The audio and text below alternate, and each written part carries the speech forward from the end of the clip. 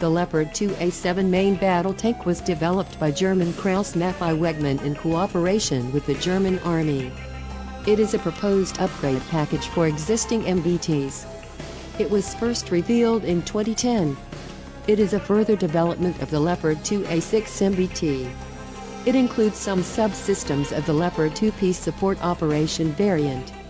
The Leopard 2 A7 is intended for urban warfare, low-intensity conflicts, as well as conventional military operations. Currently, it is one of the best main battle tanks in the world.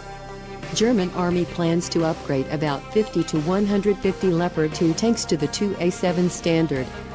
German Army ordered a first batch of 20 MBTs upgraded from existing German Army Leopard 2 A6 tanks. First Leopard 2 A7 tanks were delivered to the German Army in 2014. This tank also received orders from export customers. In 2011, Germany agreed to sell more than 200 of these main battle tanks to Saudi Arabia. In 2013, Qatar ordered 62 of these MBTs.